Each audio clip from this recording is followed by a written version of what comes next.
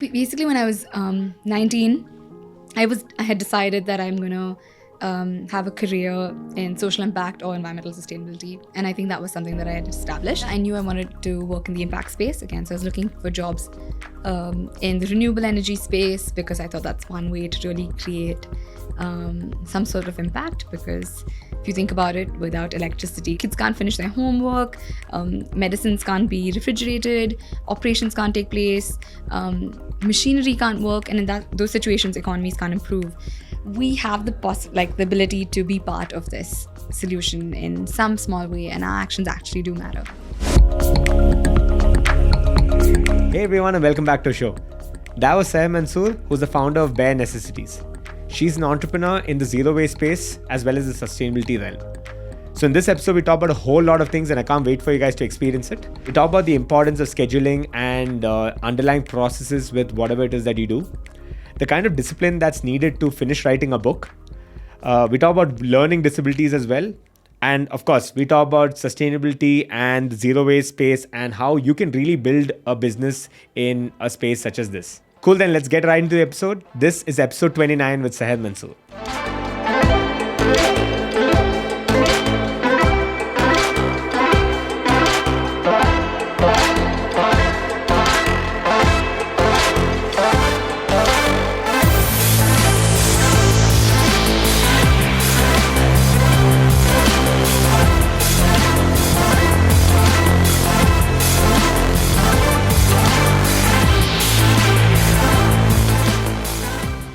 Thanks for having me. Thanks for thinking of me. Really appreciate it. Yeah, of course. And the fact of the matter is, I knew you, or rather, when I started doing some research, I knew you as an entrepreneur. Right. But it's only, and I've heard of Bare Necessities before. Okay, yeah, that's yeah. But having said that, I didn't know what you guys did. Mm-hmm. Right.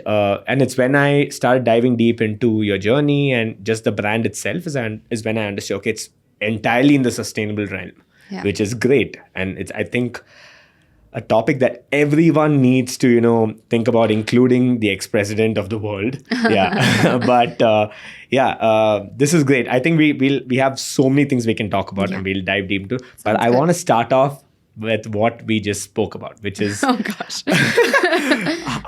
I see a very interesting way you schedule your life. And I think every single... conversation we have had has either ended with me stating, because I also kind of follow that to a certain degree, where it's ended with, okay, so let's block out calendar space for this, or let's have a schedule for this. I see that you kind of follow that with, to the T. Yeah. Is that true? Yes, it is. Yeah. If you look at my Google Calendar, it's like color-coded, with like lavender more of like my own time, with blue being all work meetings, and then green being like football.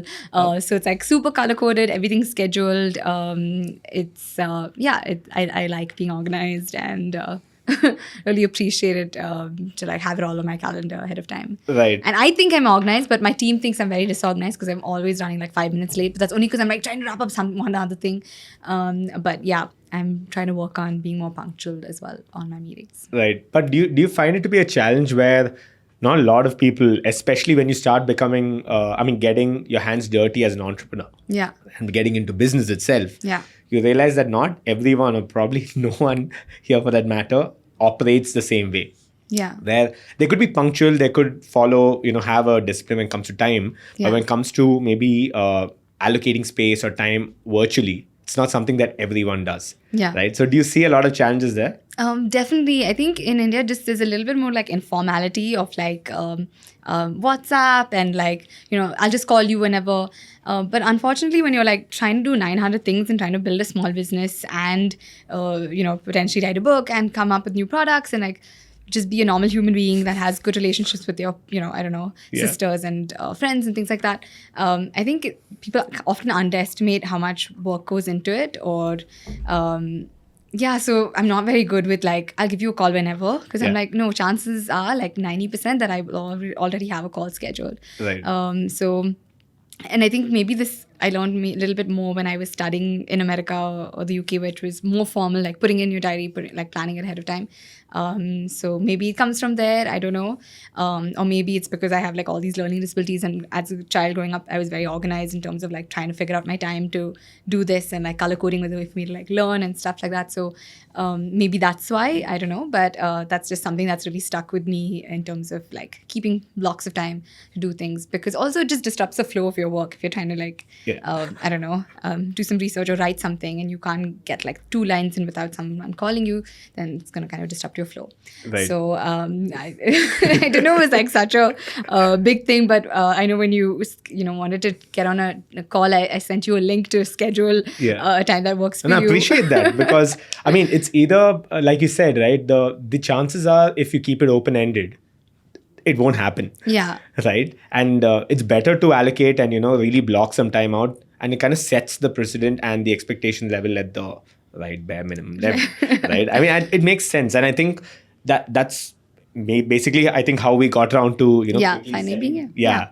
I mean, it's funny that you live or stay and work and everything down the street. Yes, I do. Infantry Road is my life. Yeah. And, but yeah, I think having a schedule is important. And my next question was actually going to be around, is this because of your exposure to the West while you were studying, or, thing, and you kind of answered that as well. But you said you also had a few disabilities when you were younger, and you had to be a little organized, or, kind of, get things in order. Yeah. So did you see that prior to this, and did this just reinforce it, or did it entirely start when you went there? No, I think it reinforced it. So, like, for example, I had lots of learning disabilities growing up. Like, reading was a challenge. I remember, like, in school, when you have, like, a comprehension test or whatever in 3rd grade and stuff, they'd be like, okay, cool, pencils down. And I would have just finished reading the paragraph. I haven't even started answering the first question. So, been there. And, super slow. Reading was, like, a huge challenge. So my mom also like started working full time. So basically she would take like little cassettes and read the like school chapters for me, whether it was my Hindi or English or whatever chapters, and put it on the tapes and leave it. So when I would come back from school, I could start reading along with it. You're like way ahead of all of us, you know, like with audiobooks and whatnot. This is ridiculous. It was just a very like, bootleg version of just trying to survive and figure it out. So yeah, I mean, and then I think just having that schedule of doing that at this time, and then maybe when my mom was cooking, she would try and teach me more like math and stuff, like tables and things like that. She'd be like, okay, we're making 2 times 2 is what? I have 2 apples, and then 2 apples, how much does that give me? So, making it fun and playful. But maybe my like schedule post-school was just revolved around like homework and mom and my siblings. So I think maybe that's how I kind of got into this like routine of being on a pretty like organized schedule. And I think that's stayed. And in college I had 3 jobs on campus. So I had to be super organized and like have like time blocked out for everything that I wanted to like do. So yeah, I think that's kind of how it just stuck. Right. I'm sure you saw a lot of people there do this, right? Yeah, like when you actually enter college your first day, they give you a planner. So it's, of course, now it's more virtual planners, but at that time it was like super nice. Oh yeah, they give you an actual planner. They give you an actual planner with all the dates of college already put, all the holidays already put. And then so that kind of is another way to kind of inculcate that. So yeah, scheduling. Has no one ever spoken to you about this? No, never have I spoken about scheduling. Definitely not on a podcast. First time on Against the Odds, just so you know, yeah. But this is great. And I like I said, I reached out to you to just talk about maybe some of the challenges and the notions that people have when it comes to just starting up in Bangalore itself. And you guys are doing something entirely in the non-virtual space, and entirely in a space that's pretty much, dependent on whether this world's going to survive or not, which is great. But having said that, it's a risk, right? Sure. It's for like, I mean, it's funny, right? It's such a dichotomy because it's like I said, it's the sole existence of the entire world depends on sustainability. Yeah. But it's also so difficult to get started, and no one is really bothered because they think their changes and things that they can contribute are so minor, small. Yeah. Right? Where did all of this start? Where did your love for sustainability and your love for, or your passion for reusing the right kind of items and just coming up, where did all these ideas kind of spawn from? Yeah. Like any other good Bangalorean, it started in Cubbon Park, really. Are you serious? Yeah, like growing up, I've spent literally almost all my weekends growing up in Cubbon Park. So I think I've always had like nature's always had a huge part in my life. So I think I've been a little environmentalist since I was like, I don't know, a 3-year-old. But only started identifying myself as one maybe when I went to college. And, I was studying like various things. And then I took one environmental course, which was very hippie, world religions and ecology. At what point in life was this? It was like when I was 19. Okay. So very California hippie school. So we studied, looked at Buddhist scriptures, really drawing from Christianity, from Hinduism, from Islam, and seeing what are kind of the commonalities and what are kind of the emphasis where nature is kind of mentioned and things like that. And a part of that course is that you also had to volunteer in nature. So I spent time in the Los Angeles forest planting trees, essentially. The ones that could have been potentially part of the wildfires. This is in a different part, but yeah. Okay. Definitely. So that there was a huge forest fire in 2006 or 3 at the time. And so when I was there in about 2010, I was helping with this reforestation program and with this organization called Tree People.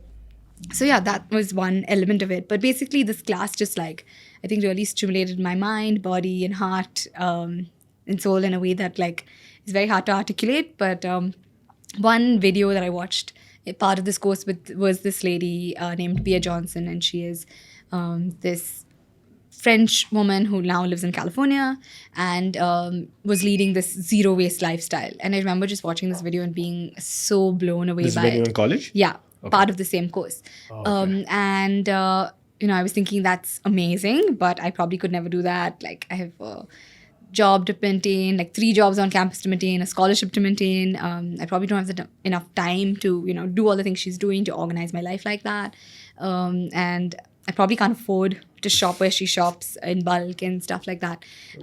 Whole Foods and whatnot. Exactly. As a poor college student, definitely not. So, but I was definitely very inspired. So I was doing little things like carrying my own water bottle or, my cloth bags to the grocery store. But that also led me to just have a very honest chat similar to this with my dean. And I just said, Dean Saleza, you don't have the major I want. And he's like, what do you mean? But what do you sign up for though? So I was a political science major and I was on this pre-law track. I thought I'd be a lawyer. What are you saying? Yeah, far from it. Just like all of us, we were talking about that. Yeah. So yeah, I think that was it. And he thought I was pretty crazy, but we literally highlighted every course that was offered in my university that had anything to do with the environment. So surfing science, environmental economics, anything from the science department to the a political science department looking at environmental policy to everything in between. So yeah, we had honestly was super, super lucky to have these amazing mentors to be so flexible and say, yeah, go ahead and do that. So yeah, I think that was one big kind of moment. Always people think when you tell stories of entrepreneurs or something, this is one moment and then voila, it's kind of a very movie-like. And it's never like that. Actually, they're small things that are kind of built on each other that kind of lead you to something. Fast forward a few years, my sister had a baby in 2014. And I was there with her. It was just super fun for the 6 months. But I was getting overwhelmed by the amount of diaper waste that we were producing at an unprecedented rate. And I was like, oh my God, and this is never going to decompose. It's going to take 700 years to even start disintegrating. It's never going to fully do. So that was another moment. And then I came back home to Bangalore and I took this soap making course. I started asking my grandmother what she used to do before shampoo started coming in a plastic bottle. And then just really got experimental with Indian ingredients. And I think I was stoked to be back. So I wanted to celebrate turmeric and annatto and all these amazing Indian ingredients that we don't get elsewhere that we know have these amazing whether it's I don't know, herbal properties, or neem is like literally like the poster child of the pharma industry. So it's just like really getting excited and using all sorts of ingredients, and trying to see how I can go more low impact in my life. So yeah, that's like little things built on each other that led me to start thinking about leading a more zero waste or low impact lifestyle. Right. And at what point did you decide that you had to really get into it and make a company or a brand out of this whole thing? Yeah. Honestly, it was never planned. I'm totally an accidental entrepreneur. Just like most people, if you think about it, right? Totally. But I liked the safe step. Like I liked the security of like doing this and doing that, and like I loved like structure and planned things. So I didn't think that I would do something so unplanned. And like, but I was working at the solar energy company at the time when I moved back home to Bangalore. Oh, okay. You were already in renewable and sustainable sources for the matter. Okay, that's crazy. So I think maybe basically when I was 19, I had decided that I'm gonna have a career in social impact or environmental sustainability, and I think that was something that I had established. Moving back to India, I knew I wanted to work in the impact space again, so I was looking for jobs in the renewable energy space because I thought that's one way to really create some sort of impact, because if you think about it, without electricity, there's no interview. Yeah. There's no... We just had, Exactly. this big challenge, right? Exactly. Yeah, we'll probably put that in the bloopers or the bonus clips, but yeah. So yeah, exactly. No electricity. There's, kids can't finish their homework. Medicines can't be refrigerated. Operations can't take place. Machinery can't work. And in those situations, economies can't improve. So I thought that was like a big way to really kind of create some sort of impact. And then waste. These were two things that I was like really obsessed about and like wanted to learn more about. So I was very lucky to be at Selco. It was an environment that was very, very willing to teach me. All my knowledge is extremely academic and bookish, almost elitist. And for the first, honestly. Are you serious? Yeah, because you think of it from a very like, I want to become an environmental professor, right? So I was looking at it from a very like, this should be done. It was very black and white, but only when you work in the field, when you're, literally get your hands dirty. Exactly, literally. Yeah. So for almost 2.5 years, it was just me, a bunch of my kurtas, backpack, and on literally any overnight bus ride. Okay. Journey to like literally any part of Karnataka. So largely working with communities that have energy access issues. But one really interesting thing was that there was a waste picker community by the Hebal airport. Okay. And everyone in my office knew how I was really like passionate about waste, and I was leading this lifestyle. So like every day after lunch, when we would have like nariyal pani or tender coconut water with my friends or like colleagues right after work, I'd like say no straw and just kind of waterfall it and drop it all over my clothes. So I think, so they were like, oh, Sarah, you might want to like get involved here. And I did. And I basically followed the waste pickers around Bangalore city. So on my cycle at like 5 a.m. between 5 to 9. So I could like shower and make it to work at 10. Yeah. And this is when you were with Selco. Yeah, this is all when I was with Selco. And essentially, of course, like got to humanize the waste problem. That was, again, very academic in my mind. And yeah, I just got to put like humans and faces to this huge waste problem. And I started to understand that it's not just an environmental issue, it's not just a health issue, but it's honestly quite a social justice issue because, this man, Rahman, he's telling me that like for the first time I can see my daughter's face at night because of the solar lantern and stuff like that. So I've become friends with them. At the same time, I'm seeing him like segregate and waste with his bare hands, but like picking up sanitary napkins, friends who lost thumbs because of broken glass being there in the middle of things where he can't see it, and stuff like that. So, yeah. And honestly, if you look at waste, even from not such a, from that perspective, even just from another perspective, like lots of developed countries just ship all of their waste to developing countries, whether that's Malaysia, India, China. And of course, in the recent past, we've seen countries say no, but what is it saying? It's just saying that someone else's life is less valuable than others. That's truly elitist.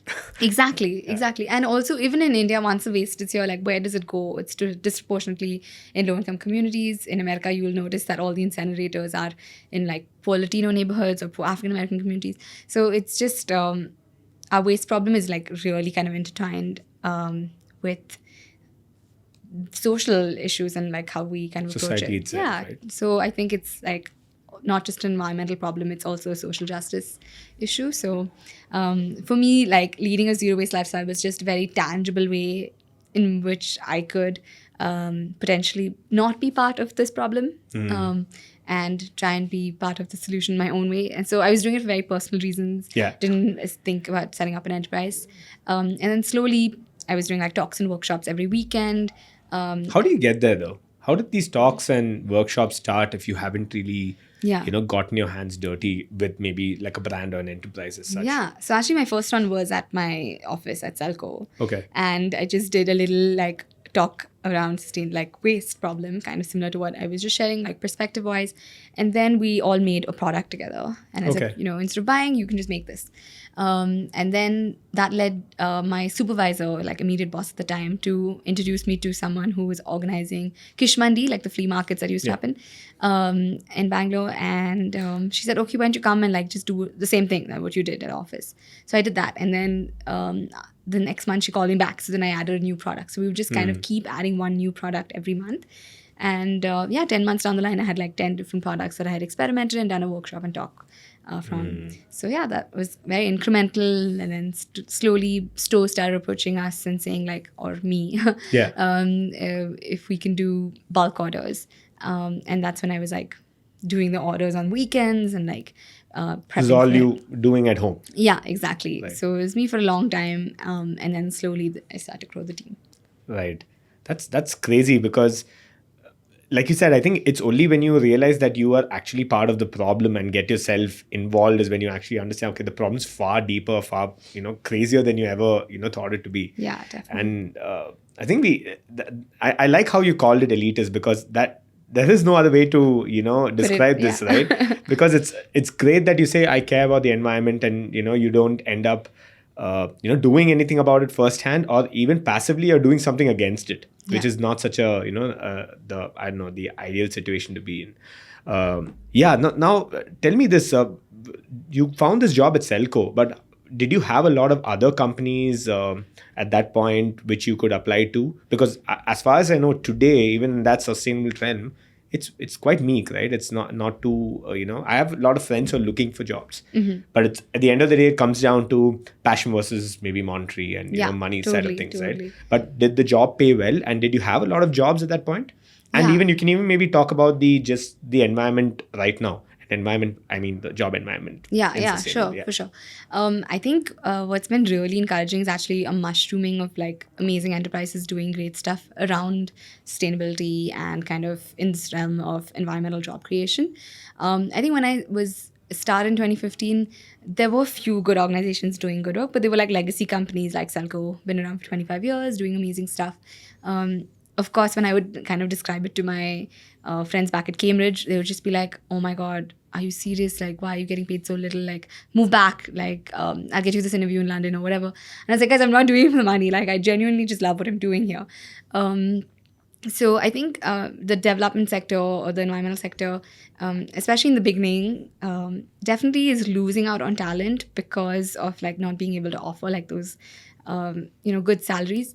And it's nothing to it's not like a bad thing or it's just that I mean, like in our generation, we can't. It's not like we're blaming someone that we're not taking that job because it's creating impact. Because at the end of the day, like we have like loans to pay, education loans to pay, we have commitments and stuff like that. So I understand both perspectives. But for me, I think I was just like I have the luxury of staying at home with my mom since I've moved back to India, and I want to kind of learn more. So for me, I was happy to do it.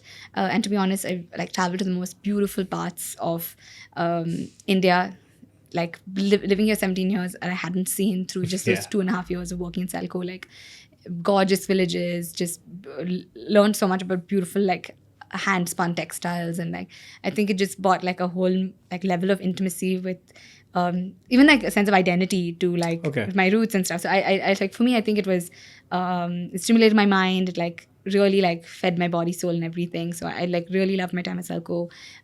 It is quite exhausting. It was a 6-day-a-week job, and I was like looking at all my friends at corporate jobs having like fun weekends and getting paid like way more. So but I was happy, to be honest. I think to your point about like how is it now, I think definitely there is more like mushrooming of more enterprises doing cool stuff. And I think the startup ecosystem is also attracting good amount of like funds and investors. So I think that trend of like, oh, the environmental sector doesn't pay well is kind of changing as well. The whole talks, the talks around, pursuing something, pursuing a meaningful life and, a life of passion is something that's booming now, right? Yeah. It's something I think it's always been there to a certain degree, but it's been a super niche thing earlier. Yeah. And now people are just getting, fed up of, sitting at a desk job or just, getting, having to go through the same thing that their neighbor's going through. Yeah. Right. And I think it's right now there can't be better, a category that's fulfilling or more, if you already are passionate about the environment, because what's not to like, right? Exactly. Yeah. And I don't know. I mean, right now, I know a lot of people who have quit their jobs and without even having jobs in the sustainability realm. But they're looking for jobs. But like you said, it comes down to that balance between, you getting paid as opposed to, maybe you wanting to do something with your life or you wanting to do something just in that, that area itself. And did you see a lot of people back when you had come back from the States or from the UK? Did you see a lot of people at that point? Looking for jobs in the environmental space? Yeah. I think it's definitely becoming more common now. Yeah. I think, I don't know if it's like anything to attribute with the pandemic and just people kind of rekindling an intimacy with nature and things like that, or just with just awareness on climate change and climate action, what's going on. But I think more people now are looking for careers in sustainability for sure, more than ever. So I think that's a great trend. I mean, we need lots of us to like help solve problems that our generation and the generations behind us are going to face, because all these problems are super interdisciplinary and it's not going to be solved just by like one type of person. And so it really needs like the engineers, the lawyers, everyone to kind of come together, like reimagine, redesign a more sustainable and more just world. So I'm excited to see that everyone's more and more excited about sustainability. Yeah, and see, I'm sure there's the other side of the coin or the other set of people who are just like, this can't be solved. Yeah. I mean, we're way too deep into this whole weird rabbit hole situation. We can't just there's no way we can get out of this. So why even try? Which is such a sad, state to be in, right? Exactly. I think you and I both have this perspective of like, look at the world and with a half full kind of perspective, and I think that's what makes life kind of full and fun, right? So to have that little optimistic spin about it. So yeah, hopefully that optimism is contagious and more people think that their actions matter and like do whatever small step it is, whether it's like giving like 5% of your paycheck to a cause that you love. It doesn't have to be environmental sustainability. It could be education for girls. It could be like really anything that you care about. It could be just giving back. Yeah, just giving back in any shape way that you can. And if you can't with your paycheck, that's totally fine. Give it with your time. If you can volunteer somewhere, do something. And I think if the pandemic taught us one thing is that we all need a more empathetic and just world. Yeah, and I think the pandemics taught us a lot of things. Yeah, exactly. Right? I think we were talking about that as well, which is okay, so our businesses have taken a hit. There are a lot of things people have struggled, but I think the takeaways are, it's like it's a literally an in-your-face situation where you just have to deal with it. One, and two is this is possible too. Yeah, true. Right, and I completely concur, and I think the reason why I brought up this whole problem being a problem that we can't solve, the situation being a problem that we can't solve, is so true, because just like with any other process, right? It doesn't end, or there's no goal with anything that you plan to do in life, right? Yeah. It's even with a habit for that matter, it's something that you have to continuously just keep, at it. Yeah. I mean, you can, let's take the simplest thing, and I'm sure most people are worried about, which is staying fit. Mm-hmm. And, you can't just stop it after you're done, maybe 3 months of, like a rigorous routine, and you're like, I'm done now. Yeah. I'm like set for life. Yeah. No, but it's part of your routine. It's your lifestyle. Yeah, it's a lifestyle. Exactly. And I think that's what we are trying to do here too, right? With the environment as well. For sure. It doesn't end with, it's not like, okay, when can we solve all these problems? Yeah. Tell me the year. Doesn't work like that. Exactly. It's totally a lifestyle. So whether that's like small steps of incorporating like carrying your own water bottle and like carrying your own bag to the grocery store, like small, simple actions, but making it part of your routine and your everyday. Because like you said, it is totally a lifestyle. Yeah. And I think the idea here is to balance out things between you taking away from the environment as opposed to you giving back. Yeah. And giving back is you passively not doing anything to harm it as well. Yeah, definitely. Right. So I think it comes down to balancing that bit out. And yeah, there are a lot of people who just choose to, why do I need to talk about this? Because, again, that whole elitist mentality, because I feel there's no denying that there's a very underlying factor of being, what do you call it? We Indians think we're privileged and we are, born, like for instance, let's take a scene on the road, right? You have like a road rash and people just losing it on the streets is just for nothing. And it's my, it's my right of way. And, you've seen how people interact, which is just such a weird situation. I think that that kind of trickles down to these things too, where people start using something like a public space or you've seen how our railways are, treated, right? And I don't entirely blame the industry itself because it's very difficult to keep up with, people who are just, it's not even bothered. Right, it's a bit of a challenge. There's Absolutely, it's like the tragedy of commons, right? Like we think that someone else will take care of it, and especially with environmental issues, we're like, oh, the government will do it, or the businesses will do, So we always just kind of change, like responsibility or like, but we don't realize that actually we have the part. We shelve it. Yeah, exactly, and like we have the ability to be part of this solution in some small way, and our actions actually do matter. So right. Yeah, for sure. I think we should definitely talk about you said giving back to even other causes or communities or all of that as well. And you spoke about, I think there's been a very underlying factor of women empowerment when it comes to bare necessities as well. Yeah. Could you maybe talk a little bit more about where that, of course, this is another topic altogether. Sure. But it's basically two birds, one stone with you. Yeah, definitely. So, where did all of that start? Yeah, sounds good. So I went to an all-girls high school. I went to Sapphires. So I think... Isn't it Sophia? I've had this argument with my wife as well. No, just these Bangalore jokes.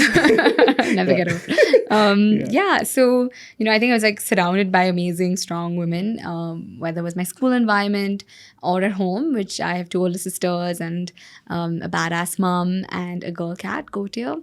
Okay. Thanks. I like how you brought the cat in as well. That's awesome. So I think just being surrounded by super strong, amazing women my entire life was something that has been, I guess, instrumental or has really molded my thought process. And when I started Bare Necessities, I knew I wanted to create an enterprise that created employment opportunities for women, especially women belonging to a certain demographic. Like you only see them in like domestic house kind of jobs. And I wanted to change that. I wanted to like provide more employment opportunities that were fun, that were creative, that, like basically kind of brought all of these things that we love enjoying. Because I think a lot of time women are creators. They like making things. So I was wondering if there was a way to kind of bring in all of those values into an enterprise. And that's why initially my thought was actually that we'd be a completely woman-run team. I wanted to ask you that. Is that the case now? Yeah, it's not now the case. It's not the case. But that was my initial thought. Yeah. And that's why my first few hires were all women as well. And slowly as we grew, as like, negotiating and working with suppliers for supply chain and like raw materials and bottles and stuff like that, that was like a skill that I didn't have. So I was looking out for people. And the best person was, my operations manager, Prakash. So, and so in that sense, and that's kind of how the team has kind of grown very incrementally. And it's like a process of evolution. I think like as my thought process has evolved, I think even Bare Necessities and Enterprise has evolved. So that's a little bit about me. But like, I also lost my dad when I was really little. So just kind of watching my mom and sisters do everything and like being really just strong and driven and like gung-ho about chasing their goals and things like that was something that really inspired me and I hope to create some small change in terms of creating some employment opportunities for women. And I think that's kind of how it all began. Awesome. So, where do you see? I mean, do you have some sort of a vision when it comes to that with Bare Necessities? I mean, like you said, it's all incremental. Yeah. Right. So, for the most bit, has it been you just kind of rolling with the punches and kind of keeping up, or do you also have a certain vision with your brand itself? And it could be from the sustainability side, from women Yeah. empowerment, or any Oh, of yeah, that. definitely. We have lots of ideas, lots of goals, we have a vision deck. Did COVID shelve some of those? Or Definitely delayed a lot, but also it provided us an opportunity to innovate and do things that were relevant at the time. So, coming up with online courses because people were like really consuming online content was a byproduct of COVID, for example. Where do you showcase that though? So we have an online portal, so you can register for our online course, and it's like a 4-week program, but it's completely self-paced. So you did direct to consumers. Yeah, exactly. Wow, that's awesome. Yeah. So we have 2 courses. One is like 0 waste in 30. It's like, how do I start? Whether it's like closet, my personal care. And then the other one is sustainability in 30. So as you said, like lots of people are looking to transition their careers into sustainability, but haven't really formally studied it. So this is kind of like a good course that gives you all of the building blocks of sustainability, whether that's renewable energy, like what's going on in waste management, what sustainability communications, kind of that baseline, which maybe will hopefully propel you to like advance in a career in sustainability. So I think online books also that we came up with, like an ebook and stuff for kids, and then a physical book. Those are all kind of byproducts of the pandemic. Even like we came up with a kids board game because a lot of people were at home spending time with their family. So why not make sustainability education fun and accessible? And that's kind of why we came up with those products. Do you see a lot of traction there? I'm sorry to cut you off. No. But do you see a lot of traction there? Was it easy for you to kind of add these tertiary lines as well to your business? And was it a bit of a challenge to market something like that? Again, I'm speaking solely from an entrepreneurial standpoint, but yeah. I think people do look at us to an extent as also a knowledge hub or like information hub around sustainability. And the same people who are buying, the baby safe detergent or the, chemical free soap were also kind of buying the courses and the, games for their kids and stuff like that. So in terms of like marketing and stuff, it was kind of the same as what we were currently doing. But yeah, of course, we had to put ourselves out there more to kind of advertise our new offerings, because people just assume that we're a personal care brand or a home care brand. And this was kind of a bit of a transition. So, I mean, it's always hard kind of balancing multiple SKUs and stuff like that. But I think it was an opportunity that we, the time presented itself with this opportunity, and we kind of ride that tide to see how it goes for us. So it's still an experiment in the making. So we'll see how. Are you still seeing something on those fronts? Are you still seeing inquiries and? Yeah, so it's kind of like it's rolling, so people can enroll in the course whenever. Yeah. So definitely we have like 1,000+ students and stuff. So it's Is it a live course? It's not. It's pre-recorded. And then there's like a got it. community element, so people are like chatting with each other. But we supplement that with like live webinars and stuff like that. So there are some touch points with the humans behind the course as well. Yeah, I think these kind of online SKUs, right? These digital platforms, if you will, I think go a long way. And if you kind of bridge that gap, I mean, it's funny because you guys are doing nothing in the online space. Yeah. But then you were able to, and I think COVID kind of got you to spurred you guys to do that, which is awesome. And also another quick question I had was, how did you guys go about with these new SKUs or new products? Did you have them pre-made, or is it on demand? Did you start creating these as orders came in, or how did you go about it? I'm assuming you guys already have like a chain, supply chain in place. Yeah. But how did you go about these new products? So we had one course, and then in the pandemic we came up with a new course. Yeah. I mean, it's a little bit of both. So I think there was a little bit of like demand in terms of we were seeing that people were looking to consume more content around sustainability in a way that was accessible, and also a way that could certify them and stuff like that. So I guess we saw that trend, and then we kind of came up developing it. And even the online course, the kids game, we have this amazing team, to be honest, like love them. Everyone really pitched in and did lots of stuff. So in fact, the kids game, I had a very backseat role, and it was really my colleague Kritika and Mehul who like led it.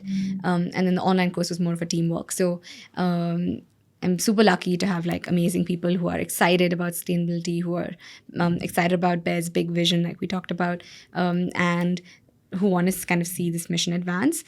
So yeah, it's super like Yeah. my team's amazing. Yeah. So you're talking about your vision. Yeah. So I guess the vision is just like honestly to make zero waste the norm and not the exception. It doesn't have to be like, oh, there's one-off shop or there's one-off brand that does this, but how do we just mainstream ideas around sustainability to just make it the default, basically, whether that's how grocery stores are planned and how they give you food, to how cities are planned, to how we consume, how we live. It's kind of a very holistic kind of mission. Yeah, we want to just make sustainability fun and accessible, and do that by offering these amazing products, physical or virtual, to help like visualize this.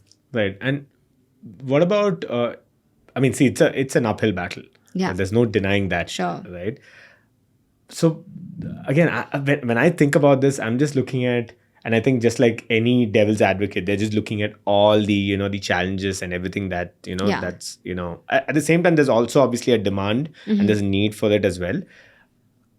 What do you have to say about institutions and groups that are probably not too, let's say proactive on these fronts? So you see all these guys you're going up against. I don't want to say going up against, but a simple brand that starts manufacturing, let's say, a new SKU or a new product. Yeah. That kind of really tips the scale in a very awkward direction, right? So you mean like the mainstream brands who are creating plastic alternatives? Yeah, sure. No, not plastic alternatives, just plastic itself, right? Yeah. That kind of, like, you might have done, let's say you guys put in a lot of effort, and just like you have other brands who are doing alternatives and all of that, and you guys are doing all that takes to kind of tip the scales in everyone's favor. But then you see another brand that comes in and just does all that. The only way I can see it is at an apex level, we have some sort of a law or something in place that kind of curbs all of this. Yeah. But I mean, I just wanted to get your thoughts on that. I mean, do you see a lot? Have you had those kind of challenges in the past? Have you had those weird talks? Yeah, per se? I guess I guess I'm just kind of like this more the glass half full kind of a person. So I think I'm just seeing a mushrooming of more and more brands that are sustainable. I'm seeing more and more people kind of wanting to transition to this lifestyle, or like just living more mindfully, consuming less, things like that. While there are the big brands who are perhaps, have been producing in a certain way, like if you actually look at the FMCG industry like we know it today, it hasn't changed or seen any innovation in the past 30, 40 years. Couple of decades. Right? So essentially, and also, actually, the history of plastic is super interesting because it was actually used in the world wars, right? To like package things, do things. And then suddenly there were no wars. And then these plastic companies were like, oh, what are we going to do? And that's when they started kind of bringing it into your food arena and packaging arena and stuff Truly like that. Commercial. Yeah, areas, exactly. Because there was no other route, right? So they wanted to commercialize their business. This was one avenue to do so. In that process, to be honest, it did a lot for women, since we talked about that earlier. Like now, women didn't have to make everything from scratch because you were also getting X amount of food in packaged ways, right? So it also allowed, honestly, a lot of women to enter the workforce. So I don't want to like diss everything that it has done, the industry. But I think that now, I mean, fast forward 30, 40 years from then, we now know kind of the detrimental impacts of plastic, right?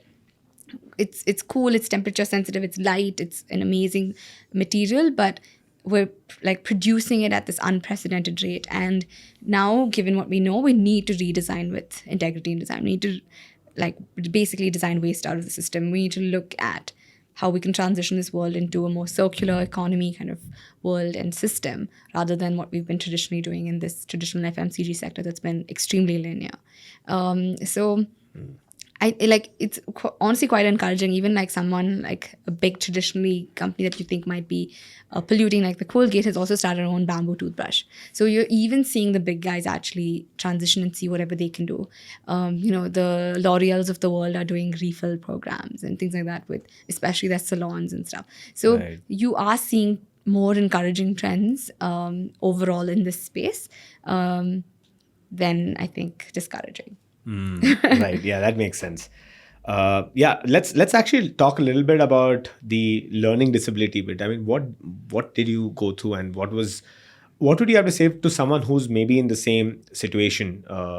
Because you know how society looks at it, and that's Yeah. primarily, I think, where all these fears, you know, spawn or rise from, right? Yeah.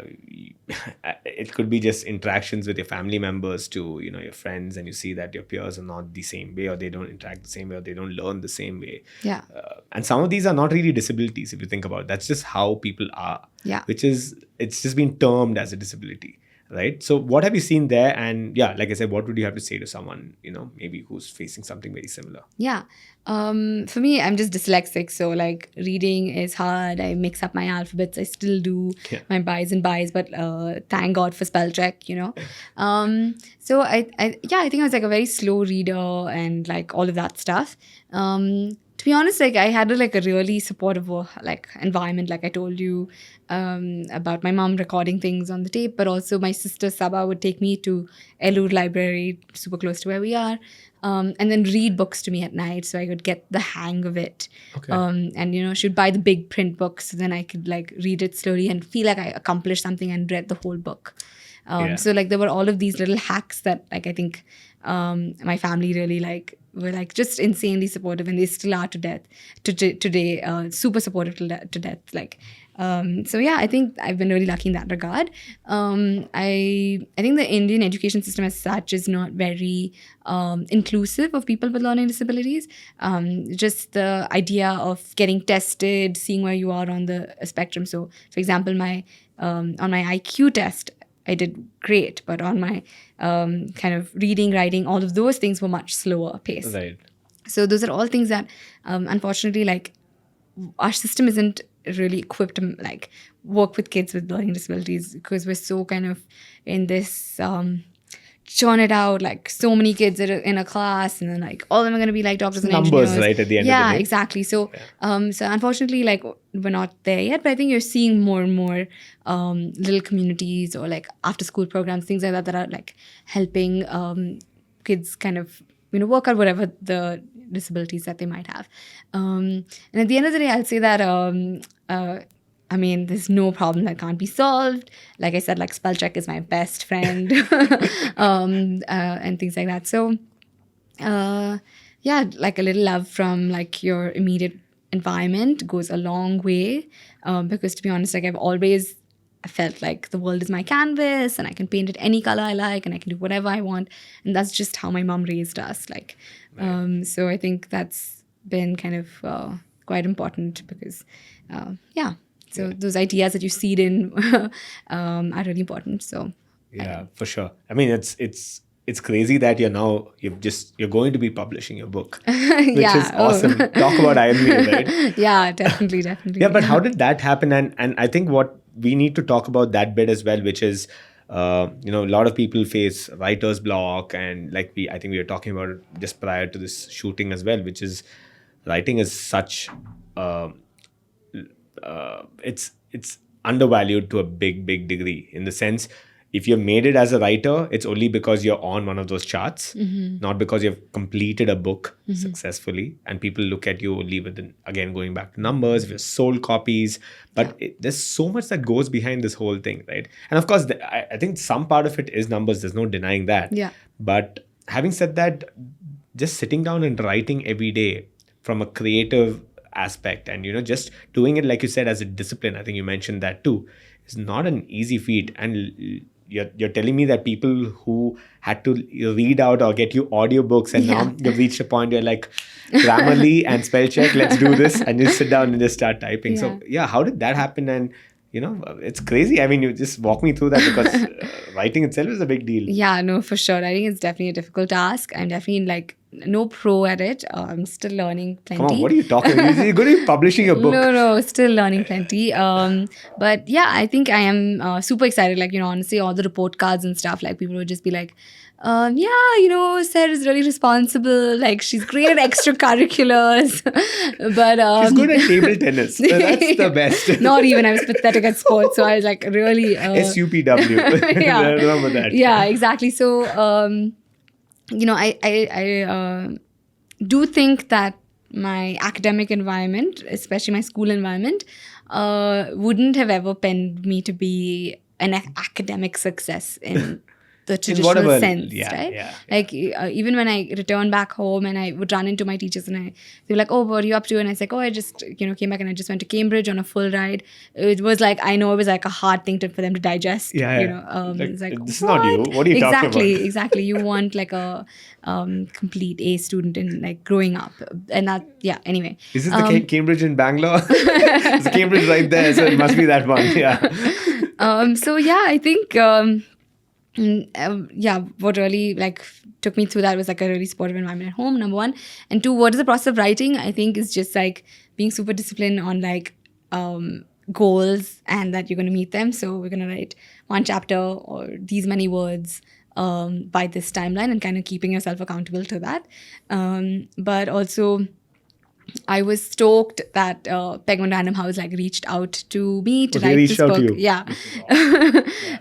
And they have been like my dream publisher. I love Penguin books and have read them my entire life. So I was like, oh my God, this is an opportunity that I can't kind of like mess up on. So being accountable to my goal was really important. And then another thing that I knew that would really help me be more accountable is having a co-author. So I have my colleague Tim, who has all of the amazing skills that I don't have. So that was really helpful. And actually, even to this day, when we keep reading the proofs and the edits, he reads aloud because I'm not the best reader and I mix up my alphabets and stuff. I think like always surrounding yourself with people that are better than you or have complementary skill sets. Like, to be honest, I could have been like, no, I'm going to write this by myself and like I'll have more margin for myself as an author, right? But maybe that book wouldn't have ever gotten done in the first place. Right. So like putting away your ego for like the end goal and acknowledging when you need help and like surrounding yourself with an amazing team and amazing people who help you realize those goals is like supreme. Like you have to do that, and that's like the bedrock of anything. So yeah, I'm like pretty stoked. The book is out 22nd February. It's my first book, and many more to come, I'm sure. But yeah. oh, I don't know about that, but let's ask him. Yeah, actually, Tim is stoked. He like wrote down a proposal for like next idea and like all the stuff. So he's on a roll. Yeah, I think just generally it's been a fun process. It's extremely time consuming. People definitely underestimate the amount of work that goes into it. Like Just imagine. and time zones, right? So like Tim is now back in Australia. So I would wake up like at 8 a.m. on a Saturday and Sunday. Just to do this. And then we would just block out like 8 to 2. Of course or you'd 3 block PM. out. Exactly. And that's because he's 5 hours behind. So we're like just and sometimes basically I've gone days without any weekend because it's like regular work, and then I've done this every weekend. And that was like a big chunk in the midst of the pandemic where I like didn't take any Sunday, didn't take any time off. So yeah, I'm stoked that it's done. I'm stoked that it's here. And my teammate Molly has done these gorgeous illustrations across to make it like fun and accessible. So there's, I hope everyone kind of enjoys it. So what's it about? It's about how to go zero waste. So it's called Bare Necessities, How to Lead a Zero Waste Lifestyle. Nice. And it's out on Amazon and anywhere else that you get your books. And yeah, essentially it's just to make it digestible, going through all aspects of your life, from like how you eat, how you clothe yourself, how cities are designed, and how we can all kind of be part of the solution in terms of going more low impact. Nice. So I'm sure there are takeaways from your courses as well. A lot of, it's and bits from here and there, right? Exactly. It's like really kind of distilling all of our learnings into a very accessible book that's also addressing the Indian audience, because I feel like there's a gap in that. Because to be honest, the whole notion of going zero waste is very, very traditionally Indian, whether it's our bazaars or our dabbawalas. And then it became like this, something that exploded in the West, became like a very hipster thing and very expensive and inaccessible with the bulk stores and whatnot. So this is a very like Indian perspective on zero waste, which is something that we thought that was kind of really missing in the ecosystem. So we're excited, and I hope people like it. And please share any feedback that you might have, and happy to hear. Yeah, for sure. I think that's a good place for us to wrap things up. I actually wanted to dive a little deeper into the the traditional aspects when it comes to just sustainability and just how things have always worked in our country. And I think answers are plenty here. Yeah, Right? definitely. It's just that I think we're always looking for answers, looking at the West, Yeah. if you will, and that's not, not just with this, right, with anything for that matter.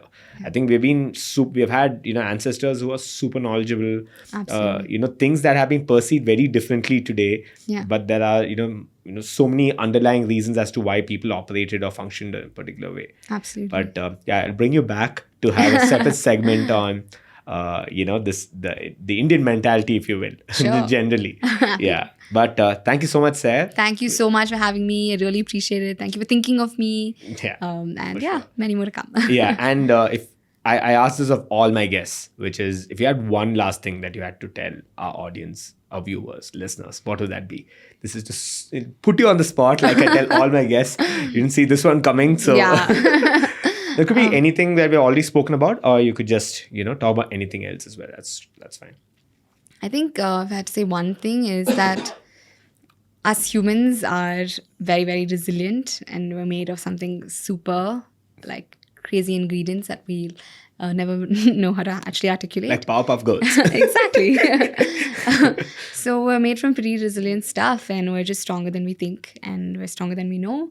So if you're contemplating anything and scared to start, in whatever it might be, wherever you are, starting your own enterprise, your fitness goals, anything under the sun, like as cliche as this may sound, but like just do it. Just do it. Yeah. I knew that was coming. That's like the the phrase that's thrown around very flippantly, but it means exactly It that. just really, means everything. So yeah. For sure. And if people had to find you online, where can we send them? Of course, I'll leave links to Yeah. your book. I think it should be out by the time we have this, episode air. Yeah. But where can we send them on? Everything is on barenecessities.in, and our social media is all hyperlinked in our website. So that's a one-stop shop. The book is up there too. Oh, okay. So check it out. You can pre-order or order, depending on when this is out. Cool. All right, sir. Thank you so much. And like I said, I'll come down the street and pull you back here for another for sure. Come shoot. stop by, visit us. Yeah, for sure, HQ, for sure. which is my mom's garage. Yeah, for sure. Yeah. Cool. Awesome. Thank you. Yeah, thanks, Sahar. So yeah, that was my conversation with Sahar. If you liked the conversation, then consider liking this video. And if you haven't subscribed to our channel already, then consider subscribing as well. If you are listening to this over audio though, then consider sharing the episode over Instagram stories or WhatsApp statuses. It's a very easy way to get the word out there and get the episode in front of your followers or your friends and family members. So yeah, I think that's pretty much it. Can't wait for you guys to tune into our next episode. But until then, ciao.